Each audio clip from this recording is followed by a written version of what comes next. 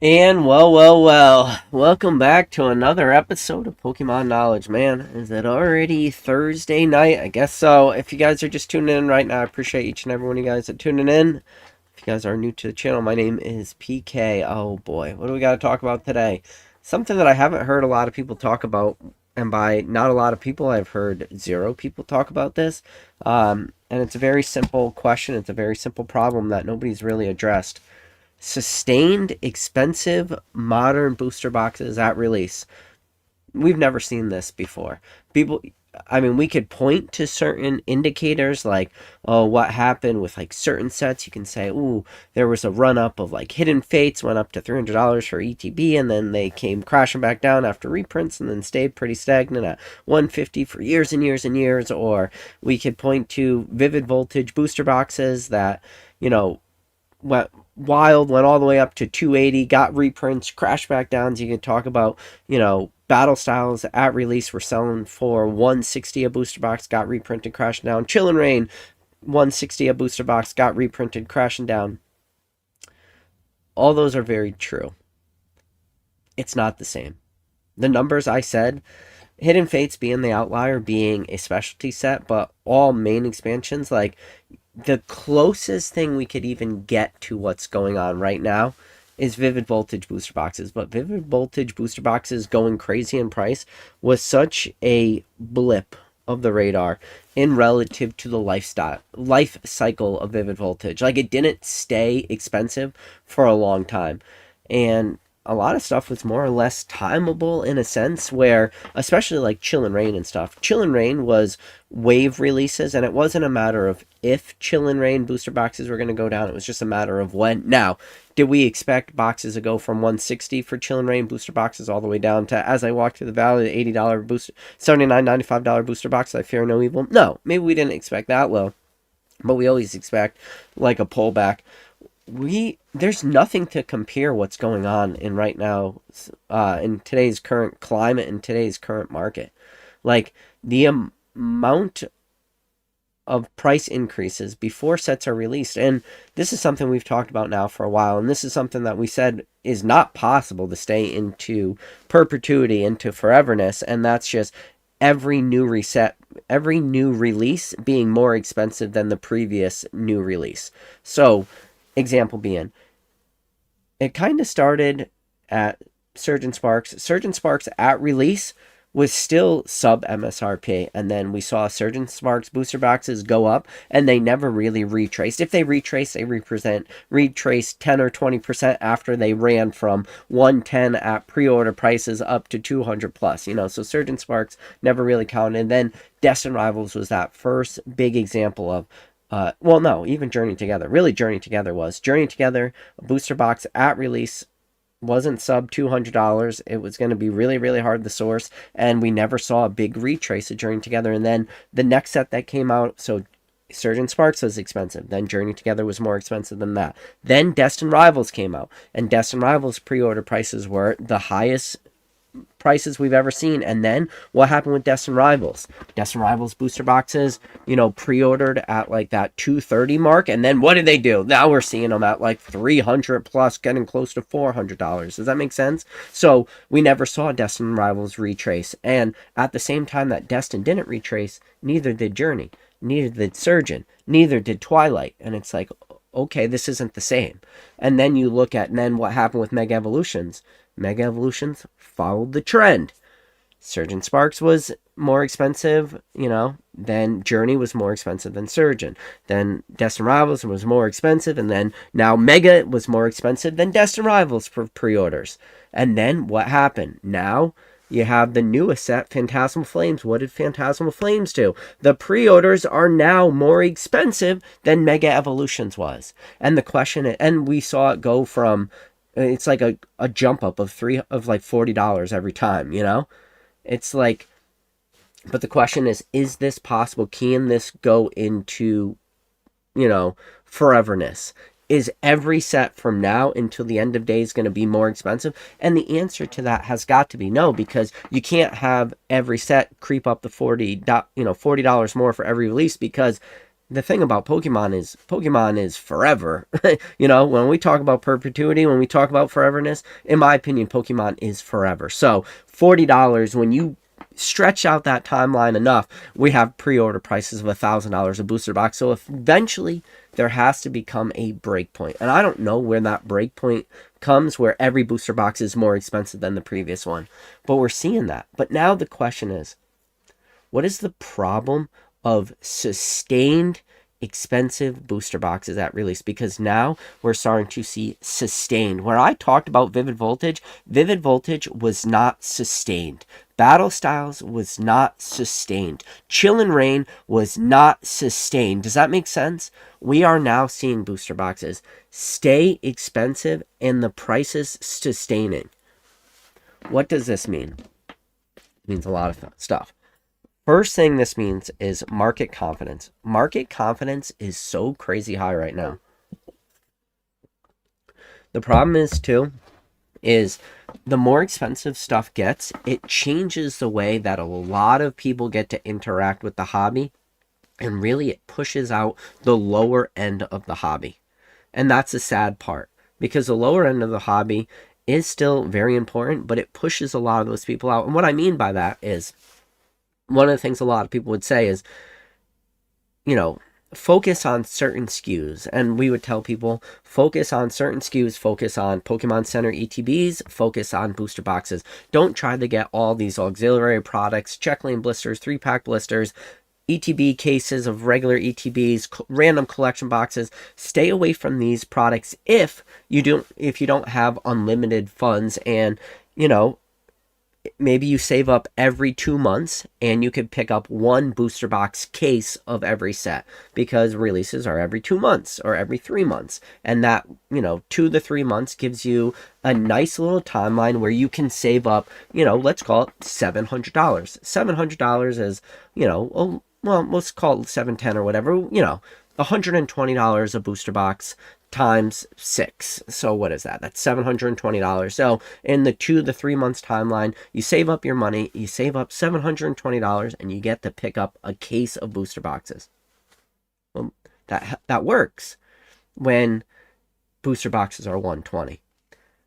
Now we still are saying that we're like, still try to pick up a case, but now you're like, well, PK, now booster boxes are $300 a piece at release.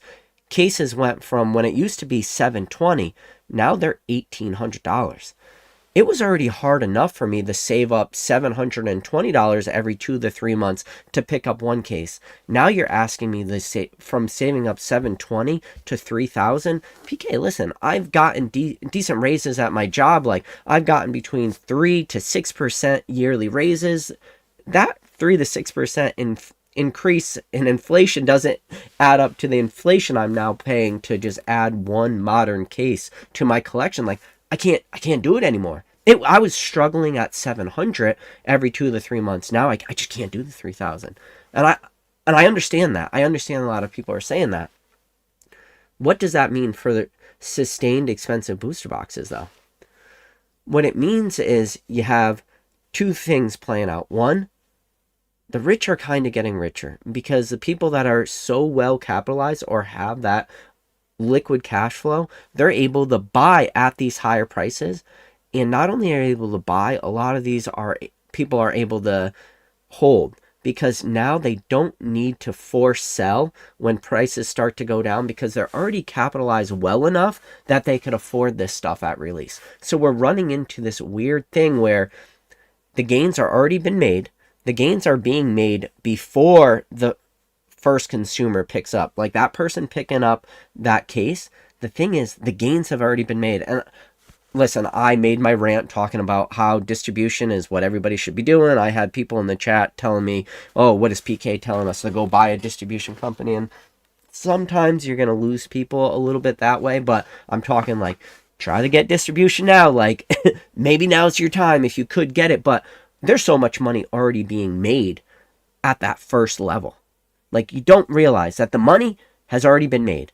People buy at distribution, and then there's a huge amount of money, like There used to be a little bit amount of money that would be made from picking up booster box at distribution from 92.50 and selling it for 140 on a good set release. That was a good set release, 140. There was already the money was made, and then you would be starting at that 140. And there was always people you were fighting against who maybe had distribution and they had it for 92.50 and they put away a couple cases.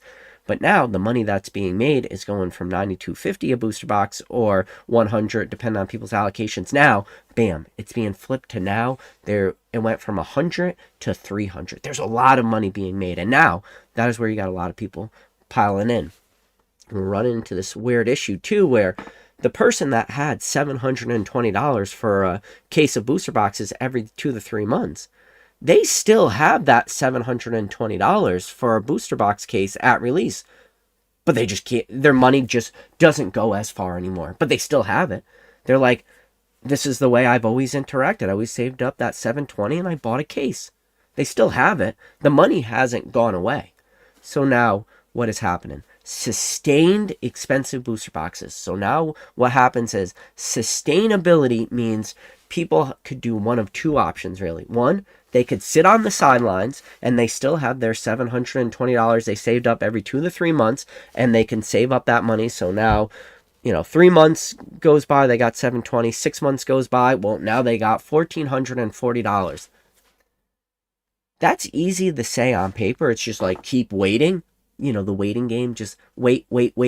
And maybe eventually things will retrace and maybe you will get your opportunity, but it's not happening. So what is happening? What does sustained expensive booster boxes mean? It means then people could either do one of two things. They could keep sitting, but then you sit on the sidelines long enough, like next thing you know, you're on the sidelines for 9 months, a year. And it's like, you haven't bought anything in a year. And if your answer is like no to that, then are you even like collecting Pokemon at that point when you've now had to sit out of Pokemon for a year, but at the whole time your money is still just, you're saving up this money and just waiting and hoping? I don't think people are doing that. So what are people doing? People are still deploying their money, but their hands are tied and they had $720.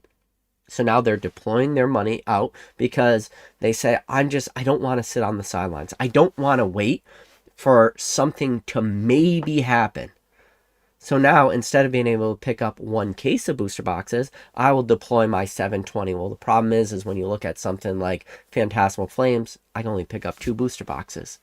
Well, that changes everything. Well, what do you mean that changes everything? Well, changes everything because when you had a case of booster boxes, maybe you could open up that case, you'd have 6 booster boxes. As prices would go up, you would slowly sell one into the market until eventually, given enough time, prices go up, you would sell 3 to 4 booster boxes and you would get your original cost basis back on that $720 for that case, and then you would have 1 to 2 booster boxes in your personal collection, and your cost for those would pretty much be 0. And you could keep doing that, and you could keep, turning and burning, and you could still build a collection, and you don't go broke doing it. You can't really do that much anymore. So now you're still deploying your $720, and you're getting 2 booster boxes. Well, you can't just constantly sell a booster box here and there. And when it's just one person, that's not a big deal. But when you say how many people were doing this, and then just the law of large numbers, the more and more people. And you're finding that your money you can't do as much with it anymore. And that is the big problem with this sustained expensive booster boxes. And it also comes down to what I mentioned, where people aren't sitting on the sidelines. They're deploying their money into this higher, market value of stuff. And the longer that this goes on, the more that they will be reinforced that the decisions they are making are the right ones. Because at the end of the day, the large majority of the people only have so much money. As time goes on, I've been very lucky, humble brag, that I could afford more. But that number still has a limit. The number might be bigger this year than it was last year, and then the year before and the year before. But there's a cap to all this stuff. And everybody's cap is drastically getting raised a lot higher because now we are having to shell out more money for every single release. So it's like, yeah, you're making a lot more money, but your cost basis is like from 100 to 300. And it's like, wow, the jump really kind of offsets a lot of those gains pretty quickly. And so what happens is you not only aren't really able to take out money, you're just like re-rinsing this money into the hobby too. And then the problem is a lot of people just play the let's wait and see game. There's a lot of people that if you were playing the wait and see game for Destined Rivals or Journey Together or Mega Evolutions, now you're starting to look at this and you're looking at the market and you're going, damn, Phantasmal Flames is $300 at pre-order. I already skipped Destin. I already skipped Journey. I already skipped Mega Evolutions. Do I want to skip another set? What do I do? Like, do I go back now and pick up just one box of Destin and pay $400? Do I pick up one booster box of Journey Together? Do I pick up one booster box of Mega Evolutions? Why did I wait? Where are the booster box reprints? Where is all this stuff? I see the Walmart drops. Look at all the mini tins. Everyone, what's that famous viral video that's going out? The guy had the 3 pallets wheeled out to him. It's like, how many packs are really on that pallet? And it's like, PK, there was you didn't see? There was a lot of mini tins. So all the mini tins. There was a mini tins for days. Look at the restocks. It's like each mini tin display has 10 mini tins in there. There's 2 packs per mini tin. Each mini tin has 1 Destined Rivals, 1 Mega Evolutions. There's 20 packs per display. Well, how many displays are on an entire giant rack? And it's like, oh, I don't know, PK. There's got to be 20. There's got to be probably 20, maybe 30. So what? There's like 2 booster box cases sitting on each rack, and like that's it. That's a saving grace. It's like, because you got what, 216 packs per case. Maybe there's only 1 case on each pallet. I don't even know. So what, 216 packs or 220 packs or whatever? And it's like, what? So like the saving grace is 3 cases per store worth of packs when you got enough demand where people want to buy out. Like, people aren't just happy buying the 1 tin. People want the boxes, or you get the really greedy people want the entire pallet and get wheeled out to them, and then they go famous, and videos get made and all this stuff. And it's like, how many packs is that really? Like, is that it? Is this the mini tin release day of Walmart? This was the saving grace, like 1 pallet. It's like, what? Whoa. So like what? Everyone in a perfect world, everyone gets one display. They don't get the pallet, they get the 1 display, and they walk away with 20 packs. There's 36 packs in a booster box. Like, the saving grace is 20 packs. Like, you know, like, come on, right?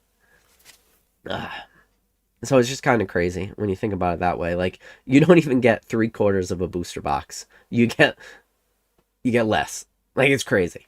You get 20 packs instead of 36 if you get a whole case of mini tins.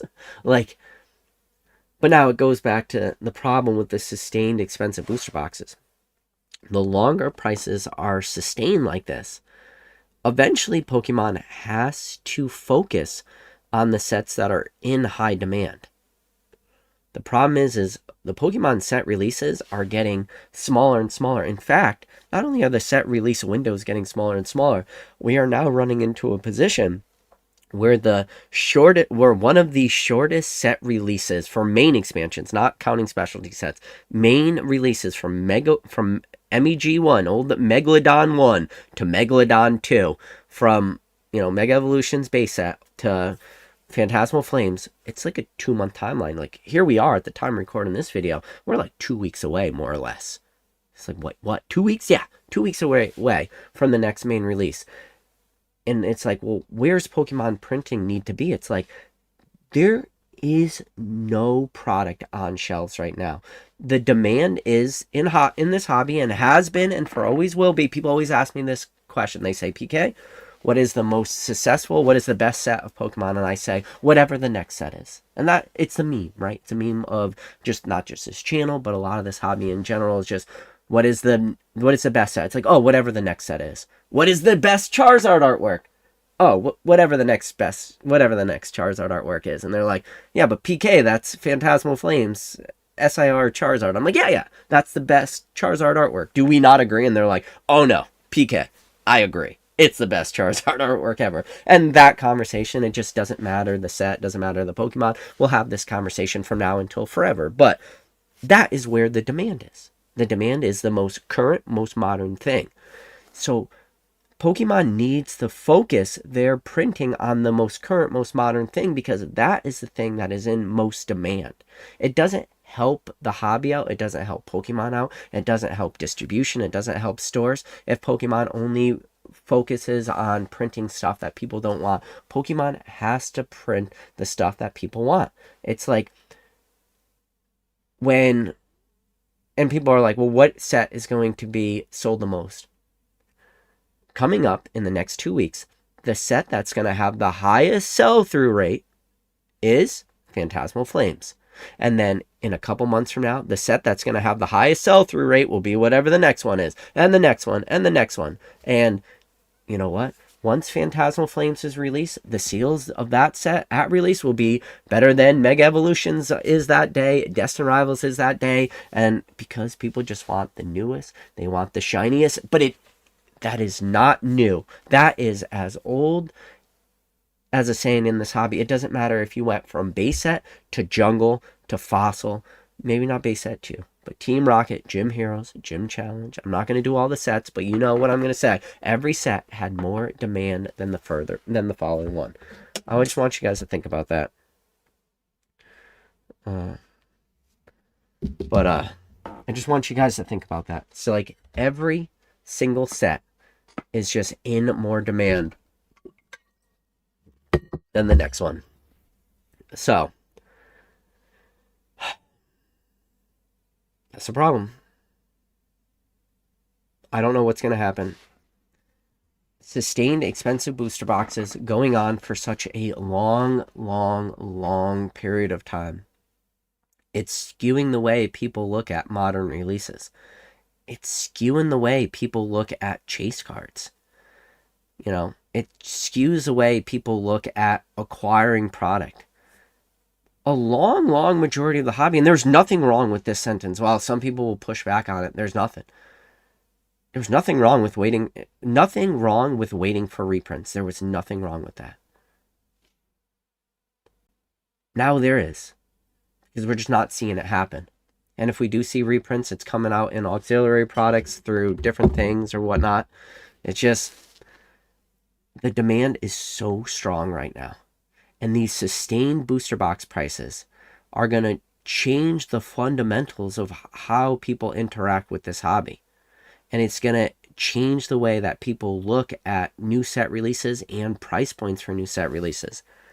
You know, we're running into a weird point too where I already talked about it. That Charizard, I talked about it in this last live.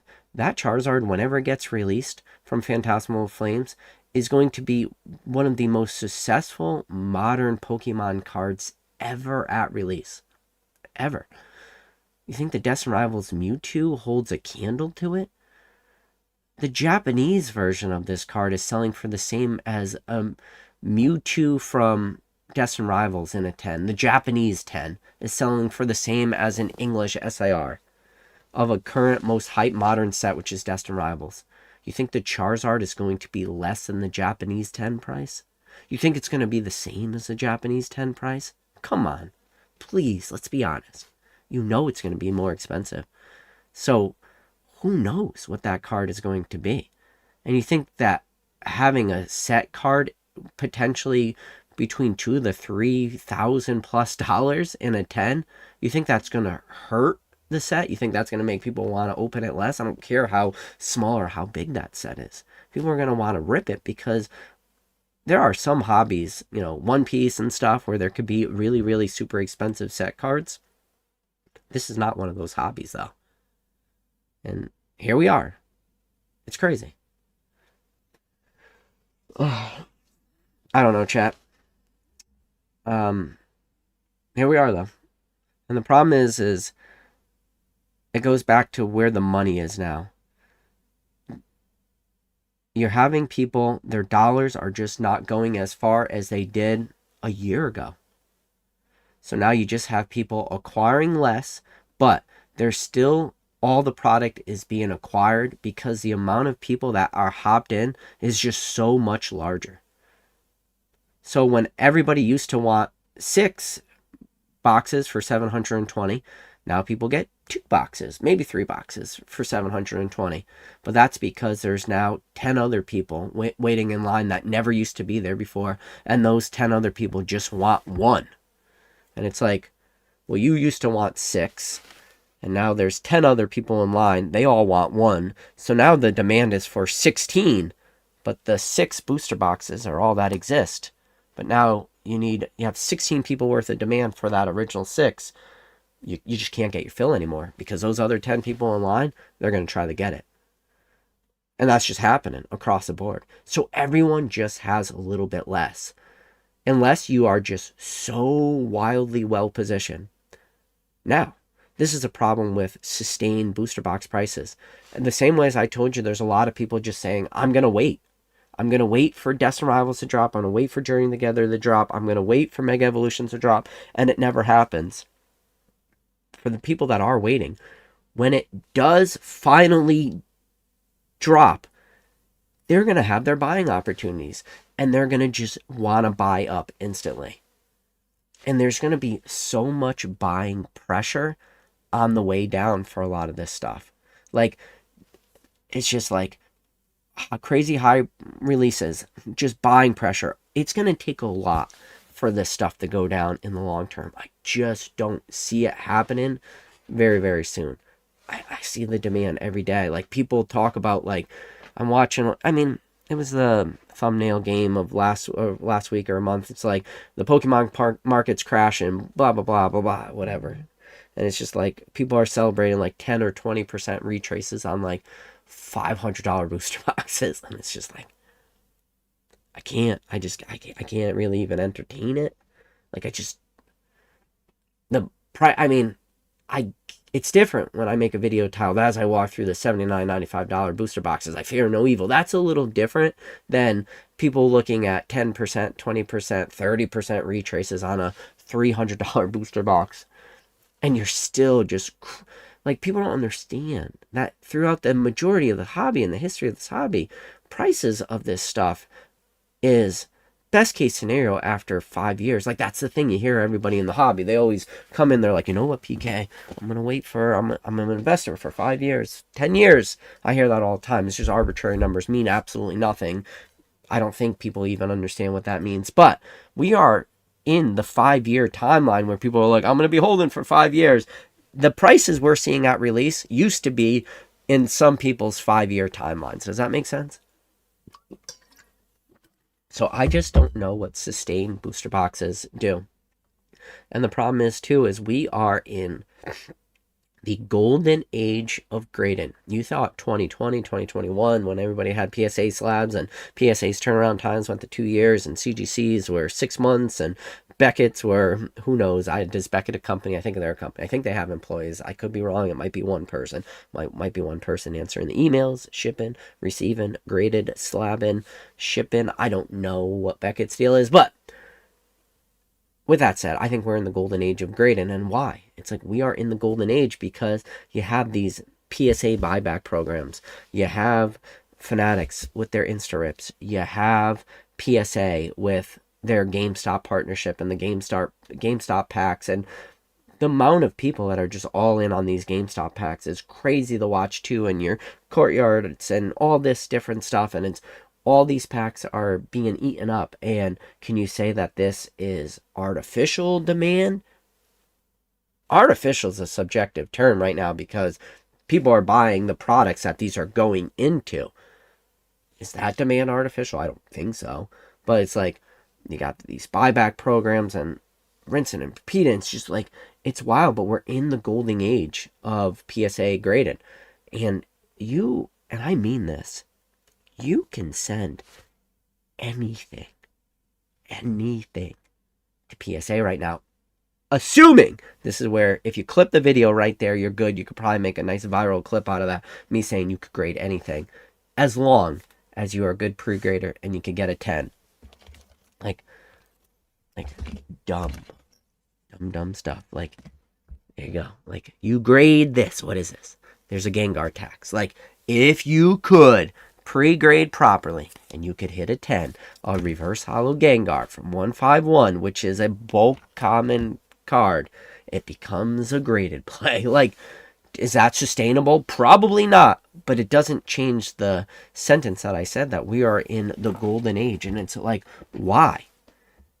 Because if you are a good pre-grader, you can just instantly sell back, like, especially with PSA's new, offers and everything. It's so easy right now. I don't know how long that lasts, but man, it's good. If you guys are not taking advantage of that, praise the good Lord Arceus that I was one of the very first people to send to PSA Vault, because I didn't until Nat Turner came on this channel, and then Nat was like, oh, you should send your cards to PSA Vault, and then my very next submission went to the Vault, just so I could experience the Vault. And I was part of the very, very first PSA cards that went to eBay before you could even do buy it now, as I was doing the auctions through PSA. And then every time I'd grade cards, I wasn't having them shipped home to me. They were all going to my Vault. 100% of my submissions for a while were going through the Vault, and then I pulled some out. I sent some here and there, but all my submissions were going to the Vault. And I got to be there for when it was just auctions. I got to be there when it was buy it nows, and I got to be there when the offers start to roll in at the very beginning, and all my grading inventory was on there, and I just mass sold it all. Especially like all the 8s and the 9s, and then the good 10s, and then through the buy it nows, and then it was like right place at the right time. But then it was as soon as that very first offer kicked in for like an 8 or a 9, and it was like, you're not only gonna not lose money on this, you're not gonna just break even on this, you're gonna make money on an 8 or a 9, which is, in my wildest dreams of grading cards, was never even like a thought, because I just pushed that out, like push it into the deepest, darkest recess of the PK's brain. Like, it's not even possible, but like, it's okay, because that is just a part of running like this business, which if you're going to send enough cards away for grading, if you are a good pre-grader or not, eventually the random 8 or 9 is going to hit you. If they didn't hit you, then you know what? I wouldn't have a bag like this just full of, different PSA and CGC flips and stuff, just because of the way things work. But like, once that happened, it was just like a hallelujah moment. And just like a sun, and like the clouds open up and the sun rays just shine down upon you, and like, hallelujah, and you could hear the angels singing in the background. It was just a wild moment. And now people are finally catching on. It's just like, I just got lucky. A lot of that was lucky, where luck just meets luck, and luck meets more luck. Like, because I was just doing that because Nat told me I should try it out. So I said, you know what, I'll try it out.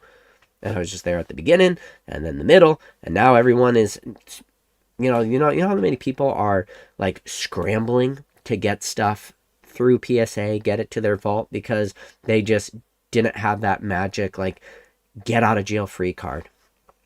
And to quote the great Creed Bratton has a fantastic quote. I'll probably butcher the quote a little bit, but he says, nobody just gets get out of jail free cards, man. Those things cost thousands. Creed Bratton is very right. No one just gets get out of jail free cards. They do usually cost thousands. But somehow, everybody was just handed a bunch of get out of jail free cards if you just happen to be in the right place at the right time. So we have this timeline of just crazy liquidity. How long does this last? I don't know. But I'll tell you what I'm doing. I'm just sending. Send. Full send. Oh man, we're all ready. We're just going to crash and burn. You ever seen the videos where it's like, they have like a bunch of cars, and it's like, they show you, it's like a brick wall, and it's like what it looks like when a car hits a brick wall at 5 miles per hour, and it's like, boom, 20 miles per hour, bam, 30 miles, 40 miles, until eventually it's like 120 miles per hour, and it's just like, phew, like the car just freaking evaporates when it hits a wall. It hits it so hard. We're that. We're just 5 miles, 20 miles, 30 miles, 40 miles, 50 miles, and we're just watching the different cars. And you watch the videos and you're like, I could survive the 5 mile per hour crash. 20 mile per hour, yeah, the airbags went off. I'd be okay. Ooh, 50, that would be tough.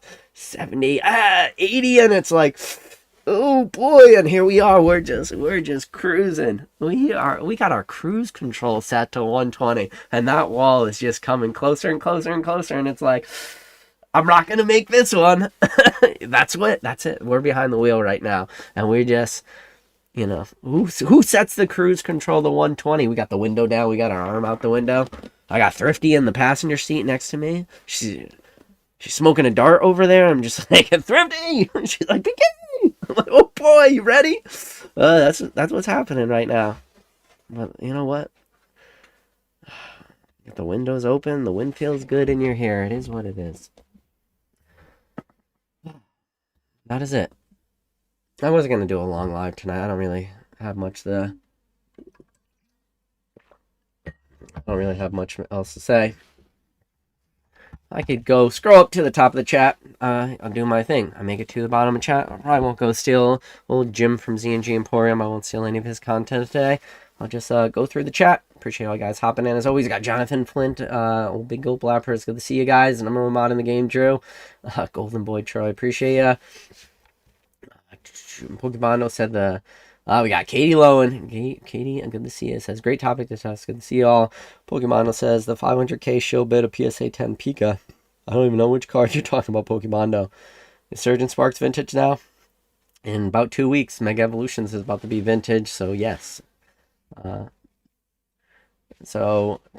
Trappin says, nobody's been talking about Prismatic Lady. I think the name Traumatic Evolutions is real as fuck. Yes. I'll give you that. Need to start giving these modern booster boxes P ratios for real. Mega Evolution's base has already doubled. No investment value for a long time, although it came down. That's a problem. It goes back to the title, right? Sustained expensive booster boxes at release. It's just like, how are you going to interact with this? So Golden Boy Troy says, I've been trying to get an account set up with distribution for a few weeks. Haven't been able to find one. Won't send me Pokemon yet. Yep. So Trappin says, if I want to deal with product, start dealing with other languages. A lot of people have been really successful with that. RVD, I appreciate, buddy. Katie says, you will own nothing, and be happy. BlackRock. I think.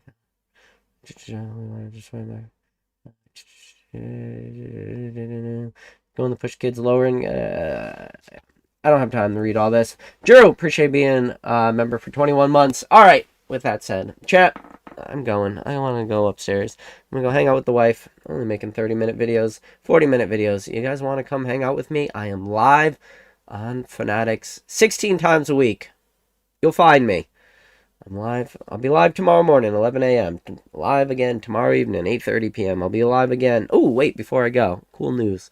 Shout out to Mr. Dan, Catch 'em All Collectibles. He will be in the Grandma's basement on November 8th. It's a Saturday night, so we will be live. We'll do probably like a normal YouTube live like we've been doing here. Me and Dan will just talk about the market.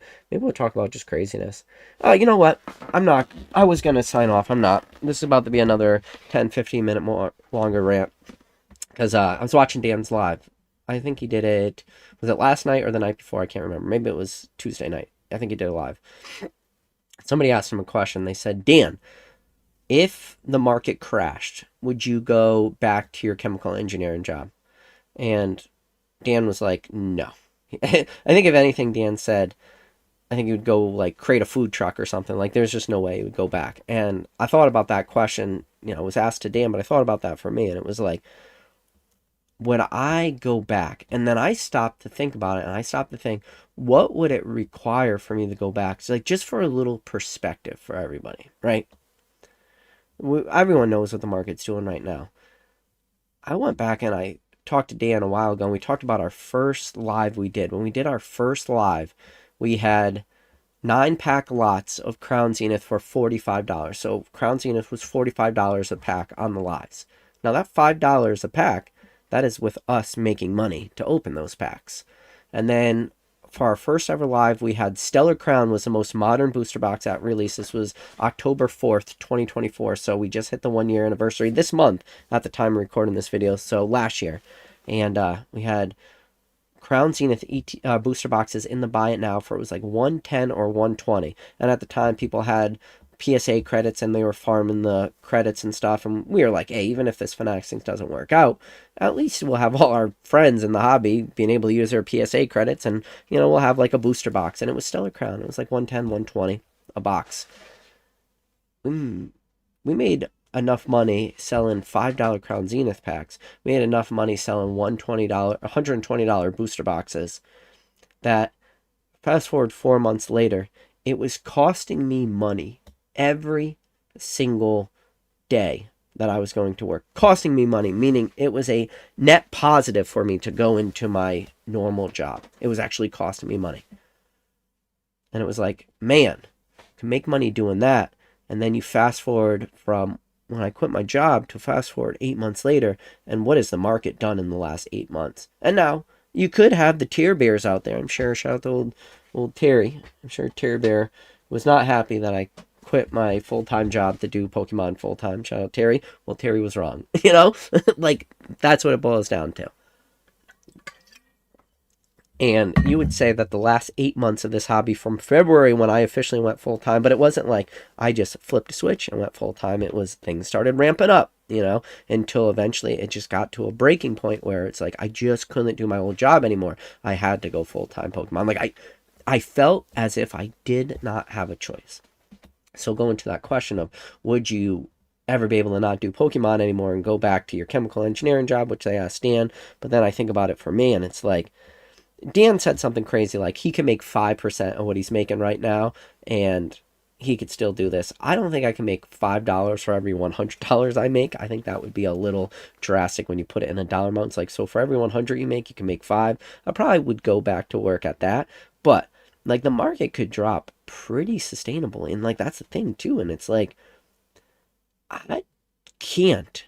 I just can't go back now. Like I just couldn't even imagine at this point, like with the whirlwind, which has been Pokemon in the last couple months, but it's like, is this sustainable? And the answer could be, well, not just could be, the answer is probably a resounding no. But I also told you that I was losing money going to work selling $120 Stellar Crown booster boxes and $5 packs of Crown Zenith. Obviously, there was other sets that were more expensive than that, but like those existed. And it wasn't worth it for me to go to work. So what are you doing right now? It's like, well, it's a lot different now. You know, so what could happen? It's like this hobby could retrace a ton and it's still worth it. Now, does it retrace all the way back to February of this year? February, you know, the same way as I say Destined Rivals is vintage opposed to Mega Evolutions, and pretty soon Mega Evolution's going to be vintage opposed to Phantasmal Flames. Like, February of this year might as well be an eternity. Like, I had people in my live who were just going back and looking at their purchases a year ago and saying, wow, I can't believe I purchased some of this stuff a year ago. What is a year? A year is nothing. In the grand scheme of foreverness, I mean, I guess in your lifetime, it's a lot. Like, our lives are very short when you only look at it. And it's like, if you're lucky, you live to be 100. So what, like 1/100th of your life has already gone by? And that, you're breaking the average. Like, most people will never live, sorry. Like, most people are going to be in like that 70 to 80 age range. And then... you know, after 80, like, it's going to be less and less until you eventually get to 100. And maybe if you had, you know, 100 people, you maybe got 3 of them. It's probably like, if I had to pull one out of my ass, I'd say it's like 3 to 4%. But then it's just like, could you change and could you adapt too? And it's like, I think I could change and adapt. Like, could I go outside of Pokemon? I don't know shit about stuff outside Pokemon. Like, but then I look at hobbies that I would consider like dying, but then I'm just completely wrong because it's like they're not dying. Like maybe it's just because I'm so not unfamiliar with other markets. Like I'll go look at like different selling platforms and there'll be somebody selling currencies and coins and shit. And it's like I don't know shit about coins. Like what do I know about coins? It's like I know before Roosevelt dimes there was Mercury dimes, and before, you know, Thomas Jefferson's on a nickel right now. Before Jefferson was on the nickel, it was Buffalo, and before 1909, it was Indian head pennies. Well, technically, 1909 had Indian head pennies and Lincoln pennies because Lincoln pennies were 1909 because it was Abraham Lincoln's like 100th anniversary, 100th birthday, something like that. And then the 1909 S being San Francisco mint, the San Francisco Mint, I think, produced 484,000 pennies that year, opposed to like whatever the close to probably 27 or 28 million pennies were printed. Like 484,000 were printed from the San Francisco Mint. So therefore, like 1909 Lincoln pennies are worth a lot of money. Like that's about it. I don't know a lot about coins, which that might be actually a kind of a lot about coins now that I said it out loud. But I could just always move, change, adapt. It's just like I feel like given enough time, you can know everything or know enough to get through, at least limp through. I kind of just changed my whole thought process when I was talking about pennies. I did not think I knew that much about pennies. I guess I do know a lot about pennies. But oh, I don't know. It goes back to Pokemon. It's like, could I adapt? Could you adapt and change where, like, wherever the hobby is moving? Like, the hobby is constantly moving. In the last year, never in my wildness. And, like, Dan talks about this a lot, is, like, segue in his business, segue in the way he does stuff. Like, I've been segueing my way I'm doing business, too. Like, what I originally thought was going to be possible a year ago to 4 months ago is like what was a lot of the stuff we were doing. It was auctions and pack rips, and then moving away, to more pack rips, and then now it's a lot of insta rips and stuff. But then it's like mass grading plays because of what's happening, because of what I just kind of talked about earlier. It's like sending away everything right now, and it's just like tons of buying and just constant turning and burning and flipping and different languages. And everyone's always like, PK used to talk about Chinese Pokemon cards a lot. Why don't you talk about Chinese Pokemon cards anymore? It's like, well, because now that everybody's talking about them, I don't want to talk about them. It's like, are you still buying Chinese Pokemon cards? Yes I am. Are you still buying Japanese? Yes I am. Are you buying English? Yes I am. Are you buying sealed product? Yes I am. Maybe that's the mistake I'm making too. Maybe for next Thursday, maybe I need to do the Rudy. You think I just need a wall of booster boxes? Like, it would be a nightmare for me to move everything. But is that it? Maybe it's just all seeing is believing, because the background doesn't change, because nobody could see it. Nobody could believe it. Maybe that's one of the things. Maybe that's it. Maybe we'll do a wall of cases for next week. I don't know. All right. With that said, I appreciate each and every one of you guys. Yeah, I just wanted to touch base on that a little bit, but it's like, I think if Pokemon crashes, I think if the world ends, there'll be two things that survive: cockroaches and PK. All right, chat. With that said, I appreciate each and every one of you guys. Well, like 70% of you guys, another 30% of you guys I don't really care for much. With that said, I catch you on the next video. Later.